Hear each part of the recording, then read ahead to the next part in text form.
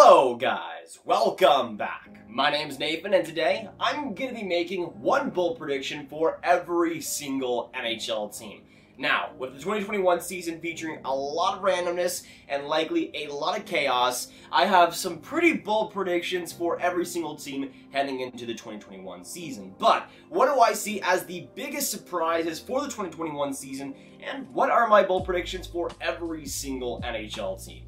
Watch till the end for all my picks and all the boldness, and of course, hit that big red subscribe button for more predictions videos just like this one. Now, as you can tell, the flow has returned due to requests, and I had a good hair day, so I thought maybe might as well let it go. But, of course, we're going to start out today with the Anaheim Ducks, work our way to Winnipeg Jets. We'll go reverse alphabetical order in the next video. But, starting out with the Anaheim Ducks, and my bold prediction for the 2021 season, I have Rakell reaching 35 goals. Now, this will become a career high for him goal-scoring wise, and I think Rakell has always had the talent, he's always had the skill. It's just that the supporting cast and also the luck just has not got his way over the past couple of seasons. I also do want to note that for these bold predictions, I'm assuming we have a full 82-game season, and we have the same divisions as well. I'm not considering a Canadian team division, at least in these predictions right now. But with Rakell, I think he's going to have a fantastic year. He's going to be the star of the Anaheim Ducks and get back to that kind of 2017 level where he was just absolutely amazing. Then going on to the Arizona Coyotes, my bold prediction for them is that they will finish in the top 5 of the Pacific Division. Now, a lot of people are saying that Arizona is going to be terrible next year. I mean, they technically didn't make the playoffs. They beat the Nashville Predators, and that's basically the same team that we have going into next year. Obviously, we had a lot of that drama and a lot of that craziness, and I'm not saying the Arizona Coyotes are this fantastic franchise or anything, but I think people are kind of underrating how good they still might be, and hey, if Darcy Kuemper continues to play the way he has, that's a team that could totally maybe sneak in to a wild card spot. Then going on to the Boston Bruins, my big prediction, bold prediction for them, is that defenseman Charlie McAvoy will finish top 5 in Norris voting. Now, I'm a big fan of Charlie McAvoy. I think he's set for an unreal year next year. Obviously, Torrey Krug going off the books, that's going to leave some big-time power play ice time for Charlie McAvoy, and I think he will get a lot of that offensive responsibility that Krug has kind of left behind. I think McAvoy is going to stay at that amazing defensive level while also producing a lot more points, and I think offensively he was already very solid this year, but he'll start to produce more points, which will of course lead to people actually starting to notice him and notice how good he is. Then going on to the Buffalo Sabres, this one might be one of the spicier ones, but my bold prediction is that Jeff Skinner reaches 35 plus goals. I think Jeff Skinner is set for another great year, but rebounding off of the poor year he had last year. But I think that's a player that obviously Taylor Hall on that team has a lot more options power play wise and doesn't really have the pressure to be the goal scorer on the team now. There obviously is a lot of responsibility still on his shoulders, but that's a guy that I think next year, with a little bit less pressure, I think will do quite well. Then going on to the Calgary Flames, I have Johnny Gaudreau reaching 90 points. I think a lot of people, after his kind of poor year last year, which, yes, was not great, kind of write Johnny Gaudreau off as one of the best wingers in the league. I still think he can reach to that level, and I think he will rebound amazingly next year, will be the top scorer for the Calgary Flames, and could reach upwards of 90 points. I'm not sure if he gets to 100, but that's a player who offensively just was so poor and so unlucky last year that I think it turns the other way in 2021. Then going on to the Carolina Hurricanes, my bold prediction for them is that Sebastian Aho will be top 5 in NHL scoring. Now, I see Carolina offensively having a pretty great upgrade. Obviously, Aho, Teravainen in their primes, Svechnikov getting better. Guys like Nino Niederreiter, I think will have a lot more luck next season as well. I think that whole team offensively will get a big boost, and I think Sebastian Aho will be a big part of that. Probably around 95, maybe even 100 points next year. Then going on to the Chicago Blackhawks, my bold prediction for the Hawks is that their goaltending will not be one of the worst in the league. Now, I'm saying right now it won't be bottom 3, but it depends on who they go for. If Kevin Lankin is the starter, I think they could actually be pretty decent goaltending-wise. A lot of that does depend on the defense, but you got Malcolm Subban there who's okay. I think the Blackhawks goaltending, though, especially if Lankin is the starter, could surprise some people by how alright they are. I don't think they're going to be the worst in the league. Then going on to the Colorado Avalanche, my bold prediction surrounds Tyson Jost, and I think he will get over 40 plus points this season. Now, admittedly, the Avs were a really hard one to pinpoint any bold predictions because we all know they're going to be good, but I do think Tyson Jost is a guy that kind of gets underrated on that Avs team. I think he'll have a pretty good breakout year and be a great playmaker, especially on that power play. Then going on to the Columbus Blue Jackets, this bold prediction also surrounds another player. This one, though, being Emil Bemstrom. Now, he's been loaned to Europe and has played fantastic so far in the Liga. And I think that's a guy that already went pretty underrated for the Blue Jackets last year in the regular season. But that's a player that I think will unlock a lot more of that skill. And Columbus is trying to prioritize that. I think you will see that a lot, especially on the power play in 2021. Then going on to the Dallas Stars, my favorite team. My bold prediction is that Joe Pavelski will lead the team in scoring. Now, Jamie Benn is probably the biggest rival to this prediction, but I really don't see him being consistently the top guy for Dallas next year with Joe Pavelski's fantastic playoffs and Tyler Seguin likely being out for a couple of months to start out the year. I think it's wide open for Joe Pavelski to lead the team in goal scoring and to lead the team in points as well. Then going on to the Detroit Red Wings, my prediction is that they will not be a bottom 2 team. To me, Detroit, they might still be the worst team on paper, but I think Detroit's actually going to look pretty good next year. They won't make the playoffs, but I'm not even sure if they'll be last in their division. I think Ottawa could potentially be that, but I think a couple of teams in the Pacific, like the Anaheim Ducks or even the LA Kings, could rival that worst team in the league spot. I think Detroit will surprise some people, though by the end of it, they'll probably still be a bottom 5 team. Then going on to the Edmonton Oilers, my bold prediction for them, and this might be one of the bolder ones here, but to me, Ethan Bear might just end up leading that team in scoring defensively next year. Now, obviously, this depends on Oscar Klefbom's health. If he is able to play a substantial amount of that season, then this prediction looks a lot different. But if Oscar Klefbom's gone for a lot of that season, I think Darnell Nurse probably takes on more of that defensive role as he has, but Ethan Bear maybe gets more of that offensive time. And I feel like that's a situation where they'll kind of experiment on the power play because Klefbom's gone, but either way, Klefbom's a definite big loss of that power play. Then going on to the Florida Panthers, my bold prediction is that Bobrovsky has a .920 save percentage, but they still miss the playoffs. To me, Florida is a weird one to pinpoint because it looks like they'll lose both Dadonov and Hoffman, which are 2 huge losses to that forward group and that power play especially. And they haven't really made any big, swift moves to that defense besides Nuvara, who's a solid defenseman, but I don't think he moves the needle too much. I think Bobrovsky will be better next year, and that'll definitely help their cause. But I see Florida being a team that, again, just misses the playoffs. Then on to the LA Kings. My bold prediction for them is on rookie Gabriel Vilardi, and I think he will reach 50 points. Honestly, I think Vilardi is a guy that's going super underrated next year, a guy that looked so good at the end of the season last year and has had such a great turnaround from being a guy that could have his career over with his back issues to really being great in the AHL and then deserving that call-up and deserving that full-time spot. To me, Gabriel Vilardi is ready for that next step, and I think he will be fantastic for the LA Kings. Then going on to the Minnesota Wild, this one is another pretty hot take, but, you know, I need to make it because both of these guys are my boys. Going to the Minnesota Wild's bold prediction, for me, both Kevin Fiala and Kirill Kaprizov will both get 70-plus points. I'm pretty confident in this one, especially if Kevin Fiala is able to keep that trend of his second half going into next year. That's a player that's going to be so deadly. And I think people are still underrated Kirill Kaprizov and what he can do next year. And the thing is, he is definitely more on the older side, and this might be one of the best years he has just in his career in general. But I think both of those guys are going to be absolute dynamite for the Wild and be one of the more higher scoring wingers, both of them in the Central Division.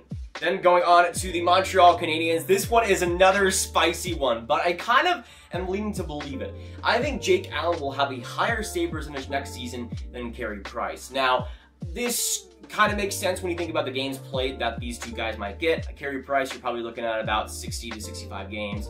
Meanwhile, for Jake Allen, he's going to serve as that backup 100%. So he'll definitely get less games played. But I think Jake Allen is a guy that will go super underrated next season because he is that backup, but do a serviceable job and great job for Montreal in that backup role.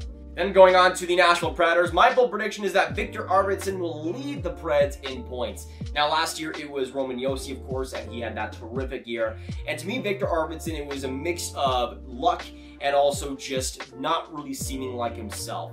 He had that incident with Robert Bertuzzo, and after that, he really didn't seem the same. But we've seen a lot of time off for the Nashville Predators as well, since they got eliminated from the Arizona Coyotes. And I'm really hoping that Victor Arvidsson gets back to the level he was in 2018, 2019, and really starts getting that goal scoring going as well. I think that's a player that goes so underrated in Nashville's forward group. I'm hoping he comes up big. Then going on to the New Jersey Devils, and my prediction surrounds Ryan Murray and him just being a beast next season. To me, Ryan Murray, I think, will finally play a full season and will get the #1 spot on New Jersey's defense. Now, this all depends on how much PK Subban rebounds next year, but I really do think that Ryan Murray is going to have a full healthy season, be great for the Devils, and get most of that defensive reliability as he should, because that's the best defensive player on the New Jersey Devils at this point. If he is fully healthy, that's a huge deal to that defense going forward. Then going on to the New York Islanders, my bold prediction is that Beauvillier will be top 3 in Islanders scoring. And honestly, I could see him being #2 behind Matthew Barzal. I don't see him passing Barzal. But to me, it's between Beauvillier and Brock Nelson in that top 3. I think Beauvillier really showed how good and how strong he was in the playoffs last year. I think that's a player that will finally get to that supreme level. That's a player that offensively just has so much talent and so much poise as well. Really hoping for big things next year for the Owls. Then going on to the New York Rangers, my bold prediction is that the New York Rangers will have 2 rookies in the top 3 of Calder voting. Now, you know who I'm talking about, Alexis Lafreniere and Greg McKegg. No, Alexis Lafreniere and Igor Shesterkin, I think, will be top 2. Maybe Kirill Kaprizov will be maybe that 2nd or 1st spot, but I think both Alexis Lafreniere and Shesterkin will be in that top 3 of Calder voting. You heard it here first, folks. Then going on to the Ottawa Senators, my bold prediction doesn't really shine too much light on their 2020 draft.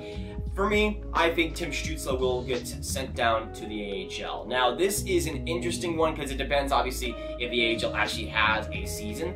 But we already saw the injury with Tim Stützle, which might hold him back a little bit from actually getting that full-time spot with the Ottawa Senators. And I really think that Tim Stützle is going to have a little bit of an underwhelming season next year. I'm not sure if he's fully ready for the NHL, and I think in a role where he's sheltered on the power play, he can work.